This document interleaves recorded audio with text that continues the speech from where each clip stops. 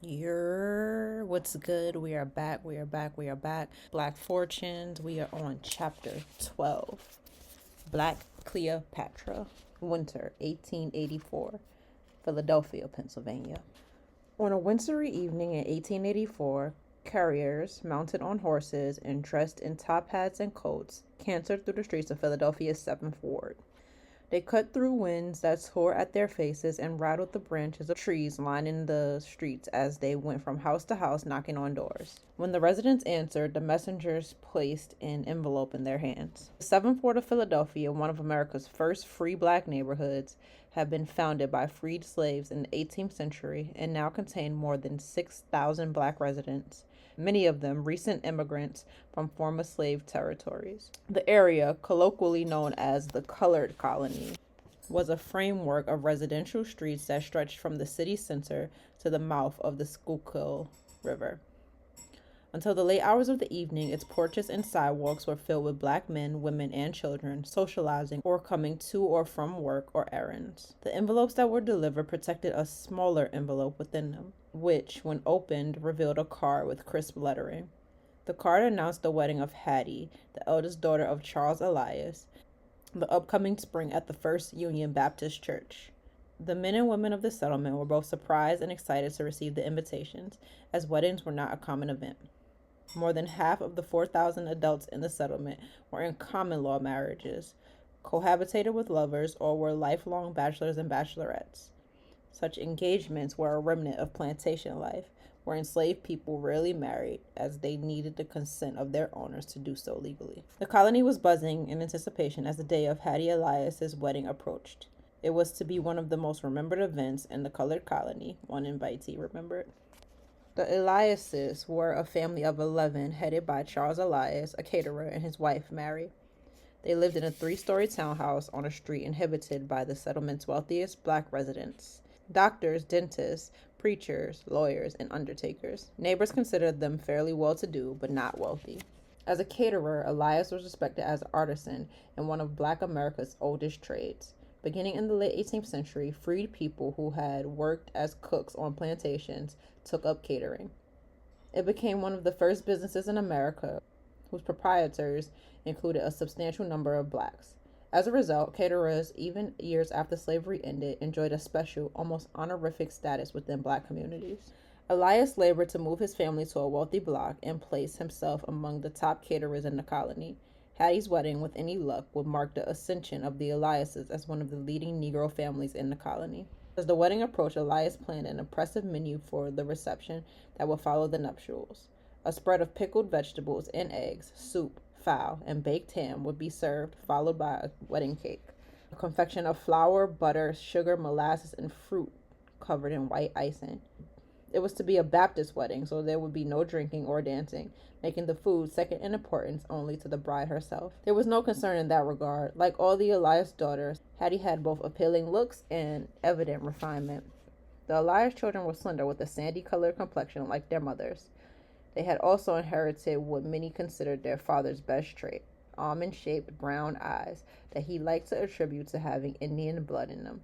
The children all attended colored public schools, and in addition to learning reading and arithmetic, they studied painting and music. If there was an exception to the fine breeding of the Elias children, it was the youngest daughter of the family, 18-year-old Hannah Bessie, who was described by the neighbors as precocious.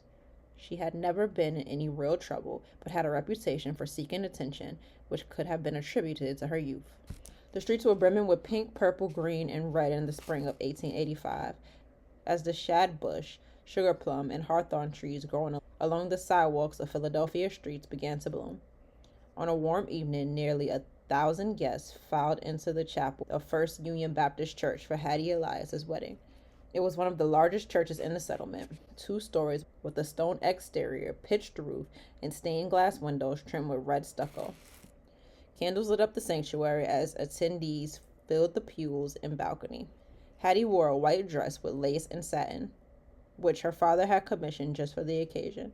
The ceremony, an opening prayer and sermon, followed by the exchange of vows, was short and occurred without incident. As guests made their way from the chapel to the fellowship hall, where Charles Elias was readying a banquet, their attention began to drift elsewhere. All eyes rested on the youngest daughter, Hannah. She was wearing a ball gown that looked costly and elaborate. One guest described it as a wonderful creation, while others gathered around her to get a better view. When the affair let out late that night, it was widely agreed that Hannah Elias had been the belle of the evening.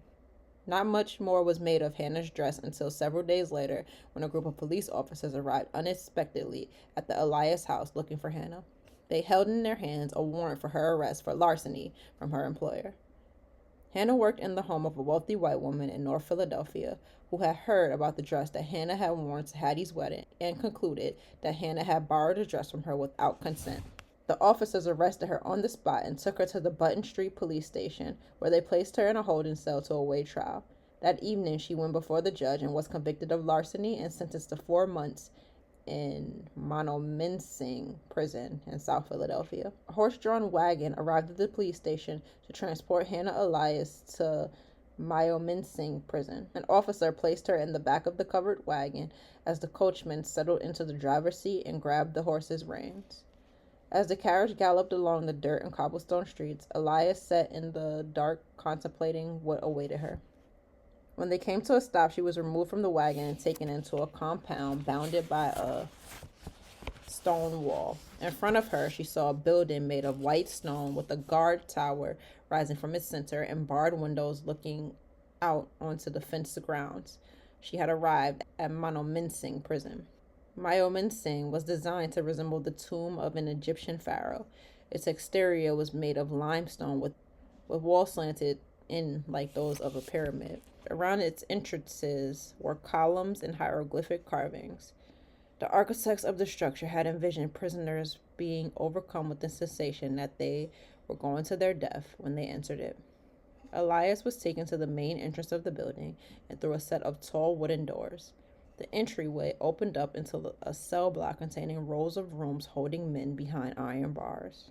The prison was spread over 3 floors and housed more than 300 inmates, most of them men. The first floor, where Elias entered, held convicts guilty of murder and other violent crimes.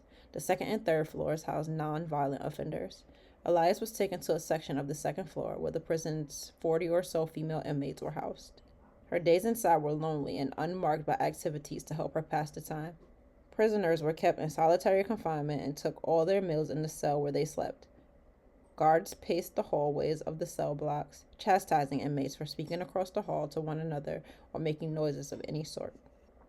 The only events were a daily shoemaking class in a back room and a morning sermon given from the hallway. The chaplain often quoted the scriptures of Acts 3:19. Herefore, repent and turn to him and have your sins blotted out. Ezekiel 18:30. Repent and turn from all your transgressions, so iniquity will not be your ruin. And other similar scriptures about turning away from a life of sin.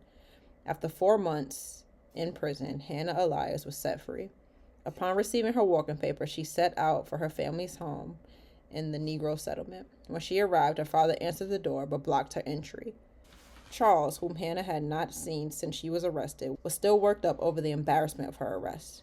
He sent her away, banishing her from the family home indefinitely. For the next 3 months, she was not seen or heard from. It was almost sunrise as John R. Platt and his friends staggered through the streets of the Tenderloin district in Manhattan, bumping into men stumbling home drunk or dragging girls into alleys and hotels.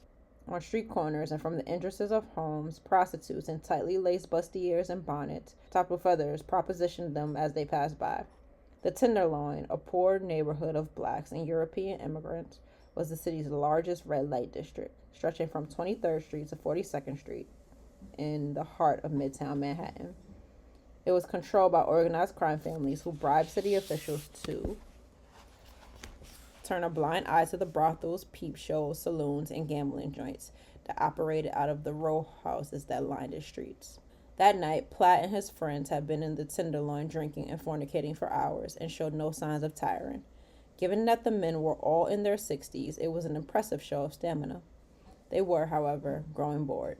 Platt recalled that, having seen everything lively among the whites, someone said they wanted to see some coon joints.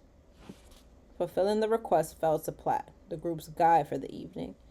He was the owner of a glass manufacturing company in New York and resided there with his wife and their children. His guests were retired firefighters from San Francisco visiting on holiday. Platt thought back to when he had visited them in San Francisco in 1864, remembering, "They showed me the time of my life in Frisco." It was late, but he felt obliged to press on, and he knew just where they could find a black establishment. Platt took his men to a resort that operated out of a house owned by an acquaintance, Julius Pop Miller, on the south side of the Tenderloin. A mulatto woman whose name he couldn't recall ran the operation. The men entered the house and stepped into a room decorated with carpet, a few pieces of furniture, oil paintings on the wall, and filled with teenage black girls. Platt's friends grabbed girls and retired to corners and back rooms. Platt ended up with Hannah Elias, who introduced herself as Bessie. Platt was 64 years old, 45 years Elias's senior. The contrast between them appeared even greater when they were near each other. Platt had lines under his eyes and pale skin, and both his beard and hair were turning white. Elias was 19, but appeared to be just past puberty. Platt guessed that she was a little girl, 15 or 16, when he first saw her. She was thin and had a round face with a flat nose and big brown eyes with heavy eyelids. Her hair was dark and curly, and she kept it pinned back with bangs draping down her forehead in the front. She was confident and smart, which, along with her girlish appearance, charmed many male visitors. One of the girls who worked with Elias summed her up in this way: "She exhibited a peculiar influence over white men." Taken with his companion, Platt spent the rest of the evening at the house in her company. He would return several more times after their first encounter to see her until one night he went to call on her and was told she had left the house. Frank P. Satterfield had been courting Elias before she was jailed. He worked in a drugstore near Hannah's father's home in Philadelphia and had been calling on her frequently until her arrest. He was poor but well regarded, the neighbors describing him as a bright young Negro. Unfazed by the scandal, Satterfield planned to continue his pursuit of Hannah when she returned from prison. He went to the Elias residence after her release, but was told that she had been banned from the house by her father and her whereabouts were unknown. The news seemed to increase his determination to be with her, and he enlisted the help of her twin brother David to search for her. After 3 months, Satterfield and David found Hannah Elias living in a resort in New York's Tenderloin district. When David and Satterfield arrived, they pleaded with her to leave. She refused at first, but later consented when Satterfield suggested that she move in with him in Philadelphia. Satterfield lived in a room that he rented in an alleyway house on one of East Philadelphia's poorer streets. The house itself was falling apart. Elias found that unacceptable and began to badger the house's mistress to repair the place. After weeks of squabbling, the police were summoned to the house one night when a fight broke out between the mistress and Elias. The boarding house's proprietor was arrested and jailed for 30 days as a result of the incident. In March 1885, Elias became pregnant. The news left Satterfield distraught. He told her he could not support the child and urged her to apply for aid from the city. In the winter of 1885, Elias was given a place in the maternity ward of a Philadelphia almshouse. There, in early 1886, she delivered a baby girl whom she named Clara. While she was giving birth, Satterfield skipped town. Abandoned and penniless, Elias decided to give the child up for adoption. After her daughter had been placed with another family, she began to search for Satterfield. She discovered that he was in New York working as a clerk at a drugstore in Greenwich Village. In September 1887, she traveled to New York to confront him. She showed up at the drugstore where he worked and was thrown out almost immediately by the owner of the store after she caused the scene. Undeterred, she waited outside for Satterfield for several hours and followed him home, screaming at him while he refused to engage with her. When he arrived at his house, Satterfield summoned the police and had her arrested for harassment. On September 18, 1887, Elias went before a judge at the Mercer Street Police Station in Manhattan to answer Satterfield's complaint against her. She told the judge that Satterfield had fathered a child with her and abandoned her. Satterfield did not show up in court that day, but instead sent a sworn affidavit. The document stated that he had known Hannah Elias for 10 years and that she was a common woman. Taking Satterfield's implication that Elias was a prostitute into consideration, the judge found her guilty of disorderly conduct and sentenced her to a month in prison on Blackwell's Island. Blackwell's Island, now called Roosevelt Island, just off Midtown Manhattan in the East River, contained 3 prisons and an asylum. The prisoners there spent their days breaking rocks or digging ditches outside with a ball and chain attached to their ankles. During breaks, they'd watch Manhattan's millionaires sail by in yachts on the East River. At night, they jostled for bed space in the cell blocks, which held at least twice as many prisoners as intended. After 30 days, Elias left Blackwell's Island on October 16, 1887, relieved to be gone. She found lodging in East Midtown, a neighborhood of tenement homes, slaughterhouses, and factories populated by working-class blacks and European immigrants. Once she was situated, she decided to contact her former admirer, John R. Platt, from the Tenderloin. Elias and Platt had once come up with a system to find each other if they lost track of each other. Using their pet names for each other, Bessie and Popper, one would post an ad in the paper inquiring where the other was. "Bessie, it's Popper, where are you?" it might say, to which the other will respond with the location. "Popper, it's Bessie, Dime Savings Bank, 830. When Platt laid eyes on Elias again in 1887, his eyes traced her curves and breasts, and he thought to himself that the pretty little octoroon girl had now grown into full womanhood. Platt was married, but he would sneak away from his family as often as he could to rendezvous with her in the room she rented in a run-down tenement house near the East River. Platt lived off Fifth Avenue near the Vanderbilts and the Carnegies on Millionaire's Row. He was the owner of a plate glass manufacturing company and had captured a number of the region's most lucrative accounts over the years, including the glass contract for the New York State Capitol in Albany and the Metropolitan Opera House in Manhattan. According to tax records, he took home an annual salary of just under $1 million. As Elias was getting reacquainted with her wealthy admirer, movements against the economic elite were sweeping the nation. In Washington, D.C., federal officials were vowing to crack down on big business by enacting trust-busting laws. Meanwhile, in industrial cities and mining towns, labor groups were organizing strikes and protests. And in New York, anarchists were publishing essays maligning the wealthy and even beginning to plot assassination attempts on industrialists and aristocrats. It was the beginning of what would later be called the progressive era of the 1890s, and it meant increased scrutiny of the lives and practices of the rich by the public, journalists, and the government. Men like Platt feared that any transgression, if revealed, would grow into a scandal. Platt told Elias that their affair would have to remain secret, but perhaps as a consolation, he offered to support her financially. After she agreed to carry on with him covertly, Platt began wiring her between $2,000 and $6,000, which in today's money would be between $58,000 and $175,000 every month. He made sure she invested some of the money in bonds and real estate, reminding her that she needed to make the money last. He said that he could not remember me in his will on account of his relatives, Elias recalled. In 1890, Elias married Christopher Smith, a black railroad worker in his 20s. After her marriage, her arrangement with Platt went for the most part unchanged. Platt and Elias continued seeing each other whenever they could slip away from their spouses. It seems to be a workable arrangement for both of them until in early 1893 when Platt's wife died. A few months after her death, Elias recalled that Platt visited her, wanting to commit himself to her. As a token of the occasion, he presented Elias with a purse and watch that had belonged to his dead wife. Elias initially told him she wouldn't accept them and suggested that he give them to his daughters.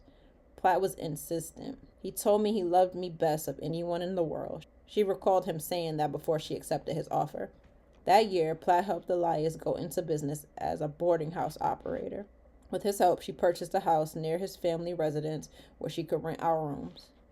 The business will help her generate additional income and also provide Platt and Elias with a meeting place close to his home. One night in 1895, when Platt showed up to visit her at the lodging house, one of her tenants, a man named Cornelius Williams, answered the door. Williams, 26 years old, had a thick build, thin mustache, dark complexion, and high forehead. He was preparing to go out for the evening when Platt rang the buzzer. "Are the folks in?" Platt asked as he stood on the house's porch in the dark. The question provoked anger in Williams for some reason, and he began to chide Platt. "I didn't like his style," Williams remembered thinking. "I didn't want him around there." Williams slammed the door only to open it a moment later to study the details of Platt's face. Then he slammed the door again. Still incensed, Williams asked one of the servants at the house about the man. She told him it was Mr. Green, an alias Platt used when visiting the house. Elias evicted Williams a few weeks after the incident for reasons that remain unknown. He and Elias were members of the same church, Mount Olivet Baptist Church in Midtown, making for awkwardness as they passed each other in church on Sundays. Williams eventually left, but did so swearing that Elias had badmouthed him to the congregation and turned it against him. In 1897, Christopher Smith decided that he had enough of Elias and Platt's affair and sued Platt for alienating the affections of his wife. Platt gave Smith $500, or $6,863 today, to settle the suit and helped Elias file for a divorce. During the course of the proceedings, a lawyer whom Elias hired, August C. Nance, demanded legal fees of $20,000, which would be $274,520, to keep Platt and Elias's affair secret. Platt paid the fee, and Elias's divorce from Smith was finalized that year. In 1899, Elias moved out of her maternal home and into a mansion on Central Park West, purchased for her by Platt. New residence was one of a collection of homes along the park meant to rival Millionaire's Row on Fifth Avenue. The house was plateau, standing 4 stories high and 224 feet wide. It included 12 rooms in all, 2 banquet halls, a ballroom, half a dozen bedrooms and bathrooms, and an English basement. Its exterior was made of red brick, stone, and mahogany, and embellished with carvings of flowers, vines, and Greek deities. From its stained glass windows, sunrooms, and projecting balconies, it overlooked sheep grazing in the Central Park meadows. I ain't never seen sheep in Central Park. Elias had been fascinated by the park since she had first visited New York and had dreamed of taking up residence along its border. Her new address was among the city's white elite, which meant that extra steps had to be taken to conceal her race and affiliation with Platt. After moving in, Elias left the house only for emergencies, and on those occasions she rode in a covered carriage and wore a veil over her face. She turned the basement of her house into a medical suite equipped with a dentist chair and surgical tools so that all her checkups and teeth cleanings could be done in-house. Hoping to preempt anyone becoming privy to the fact that they were living next to a wealthy black woman, she propagated false rumors about her ethnicity. At first, word was spread that she was Sicilian. Elias hired a young Italian man to come to her house and give her language lessons, but before long, she started an affair with him. After a few weeks, she became paranoid that he was plotting to murder her for her money after reading a similar plot in a dime novel and fired him. Afterwards, she switched to Spanish lessons and began telling people she was Cuban. She assembled a team of servants for her home that included a black doorman, a French maid, a Senegalese maid, 2 Japanese butlers, a Chinese cook, and a full-time coach driver. As her neighbors watched her assortment of servants come to and from the house, she became the envy of the block. Foreign domestics were the latest trend in New York high society, at swanky dinner parties and teas thrown by New York's plutocrats. It was not uncommon to hear a rich woman boast that they had hired help from Germany or Sweden. Though Elias was unable to show herself in front of her rich neighbors, she still felt compelled to compete with them. Shortly after moving in, she hired a fitness instructor after hearing that a neighbor's wife had gotten her weight down to 84 pounds and became determined to surpass that mark. Oh my. She also spent thousands of dollars every month draping herself in pearls, diamonds, and furs. Her extravagance, however, did nothing to cure the loneliness she experienced in her gilded jail. The white elite in the city were a social and tight-knit group. They traveled together, threw parties for one another, aboard their yachts, and in the ballrooms of their mansions. Elias, as a moneyed black woman, however, was forced to become a recluse, fearing what might happen if she was discovered living among them. She had no friends other than Platt and could only watch men and women go by in the park from a seat in her window, never able to walk the promenades herself. She sought refuge in reading and collected books to help pass the time. One day, while reading about Egyptian ruler Cleopatra, she had an epiphany. Similarities between their lives began to appear to her. As a girl, Cleopatra was exiled by her family. As a woman, she was able to return to rule through an alliance with a powerful older man, Rome's ruler, Julius Caesar. Perhaps, Elias thought, if she remade herself and her surroundings in Cleopatra's image, her home could become a palace, not a prison. Elias charged her most trusted servant, a slight Japanese man with a thin mustache named Kato, with shopping for the items needed to transform her home. After a frenzy of effort, the walls and windows of the mansion were draped with satin and silk. The rooms were outfitted with perfumed pillows and chases for Elias to lie on, while her servants fed and fanned her with feather fans. She had Kato purchase a fountain that spouted scented water and installed it in her bedroom after reading that Cleopatra had had such an apparatus. When she was bored, she would clap her hands and order her servants to put on Egyptian period costumes and dance for her. The pageant only minimally eased her malice. She was the wealthy mistress of a powerful man, and with her investments and gifts from Platt, she was worth close to $1 million herself. Save for Mary Ellen Pleasant in California, she was most likely the richest black woman in the United States. Yet because of her race, she could not even leave her home. She began to think that perhaps she could find freedom if she could make herself white. When I was first called upon by this woman, I was impressed by her desire to look as much like a white woman as possible, recalled Dr. Edward P. Robinson, a beauty doctor Elias hired in 1900. Robinson first met with Elias in her home. He told her that he couldn't change her tan complexion or her curly hair, but he could give her a new nose, noting that her nose was typically African, as it was depressed at the bridge and spread all over the face. Robinson made 8 house calls at $100 or $1,372 apiece to work on Elias. It's not known what treatments he performed, but it was popular at the time to use pepperine wax to create a structure on the inside of the nostrils to project the tip of the nose outward. Such a treatment could be effective, but needed to be redone on a monthly basis and was known to cause difficulty breathing. Nonetheless, after the treatment, Elias's nose was more pronounced. Elias now has a perfect type of Grecian nose, the beauty doctor boasted. After altering her nose, she searched for an expert to change her hair and hired a hairdresser who claimed that she could make her locks straight. Elias was instructed to shave her head bald and apply an elixir to her scalp. The new hair, she was told, would grow in without kinks. However, when it started to grow again, it was as curly as before. Elias, who was left nearly bald, was forced to don wigs after that. She consoled herself by purchasing hair pieces made of Spanish hair that cost upward of several $100s each. She hoped she would have better results with her complexion. She found a man who claimed he could lighten her skin by applying a mask to her face for 30 days. When it was removed, he told her skin would be alabaster white. When she removed the mask, her skin color was unchanged, and by then the salesman had skipped town with $1,000 she had paid him, which would be $13,726 today. Elias was devastated.